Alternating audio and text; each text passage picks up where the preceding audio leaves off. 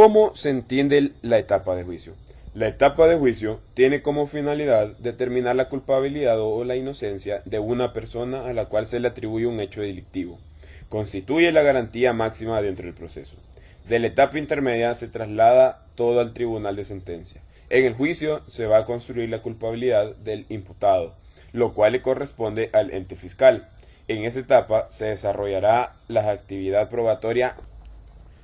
Las características son, número 1, dualidad de las partes, lo cual se refiere que se llegará al juicio con dos partes que tienen una pretensión. Una de ellas es la pretensión punitiva del Estado, representada por el ente fiscal. La otra pretensión es del ciudadano. Este está revestido de una presunción de inocencia. Característica número 2. El juicio responde al principio de igualdad, en el sentido que ambas partes llegarán bajo las mismas condiciones. Esto genera que el proceso se realice bajo la dinámica de la contradicción. Le corresponde la etapa de juicio al juez de sentencia.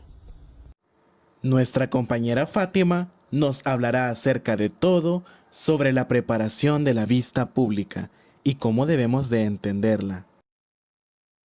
Primeramente, la preparación de la vista pública la encontramos regulada en el artículo 366 de nuestro Código Procesal Penal. Ahora bien, ¿cómo entendemos la preparación de la vista pública? De acuerdo al Código Procesal Penal comentado, la podemos entender como aquel momento en el cual el presidente del Tribunal de Sentencia, como actividad fundamental, va a analizar la acusación y el auto de apertura a juicio, así como determinar si ha existido alguna afectación a una garantía fundamental para poder realizar el señalamiento de la vista pública. En este caso se podría mencionar el hecho de que hay algún tipo de problema en cuanto a las pruebas que se menciona en el inciso tercero del artículo 366. Asimismo, en este momento se hacen las comunicaciones respectivas de las partes, testigos y peritos que deberán comparecer el día fijado para el juicio en el plazo estipulado. Ahora, nuestra compañera Katherine nos hablará sobre una característica muy importante, la de inmediación. La vista pública debe celebrarse con la presencia ininterrumpida de los jueces y las partes. Esto nos indica que la prueba ha de desarrollarse necesariamente ante el tribunal encargado del enjuiciamiento y fallo. Esto implica la proclamación del principio de inmediación, que supone que el tribunal ha de formar su convicción sobre los hechos objeto del juicio, de la que nacerá la sentencia condenatoria o absolutoria, a partir de la valoración de las pruebas practicadas en su presencia, con lo visto y lo oído en la audiencia, por lo que tiene una estrecha relación con el principio de oralidad. Diferencia entre reprogramación, suspensión e interrupción. La reprogramación sucede cuando se vuelve a establecer una nueva fecha para la audiencia debido a motivos no establecidos en la ley, pero que imposibilitan la celebración de la misma. La suspensión opera cuando la audiencia ya ha sido instalada, pero por motivos expresamente señalados en la ley, se detiene y se establece un plazo de 10 días para que ésta pueda reanudarse. La interrupción sucede cuando, posterior a haber transcurrido 10 días, la audiencia no se reanuda, entonces los actos que habían sido realizados en la misma serán descartados y se señalará una nueva fecha en la que se iniciará la audiencia desde cero. Ahora hablaremos acerca de la movilidad del imputado durante la audiencia, figura regulada en el artículo 368 del Código Procesal Penal. En el inciso primero del artículo 368 se regula que el juez que presida la audiencia de vista pública garantizará la libre movilidad del imputado durante la audiencia, su serenidad de ánimo, la libertad interior del acusado para declarar libre de acciones. Sin embargo, el juez deberá disponer las medidas necesarias para evitar la evasión o cualquier acto de violencia que pudiera producirse.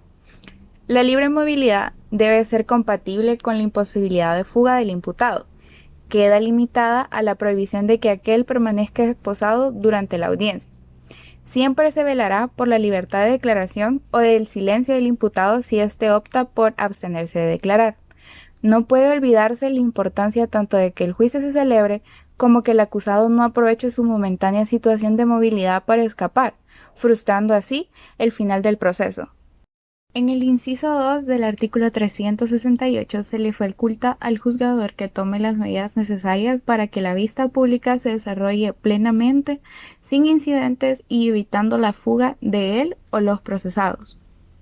Las medidas anteriores se decretarán para evitar que la normalidad de la audiencia se perturbe, así como también para garantizar que se haga valer la ley en cada caso en concreto.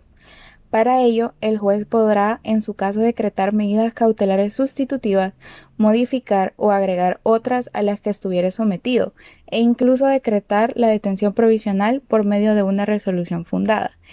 Esto con base a la sentencia 669-673-APE-2017 de la Cámara Especializada de lo Penal.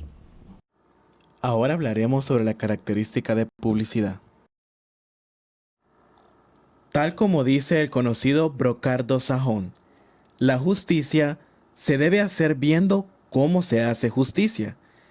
La publicidad es una característica que es tan importante, incluso siendo de rango constitucional, pues es la misma Constitución, en su artículo 12, la que se refiere a este principio, y le otorga el rango al establecer el derecho del imputado a que se pruebe su culpabilidad en un juicio público, una característica que no solo debe verse desde el punto de vista del imputado, sino de todas las partes del proceso, como garantía de toda sociedad democrática. Esto no se vincula solo al derecho básico de un juicio público, tiene una variante que busca asegurar la transparencia de la justicia como una institución del Estado, contribuyendo al control de las actuaciones de la misma por parte de la opinión pública. Ahora bien, la doctrina distingue entre la publicidad externa y la publicidad interna.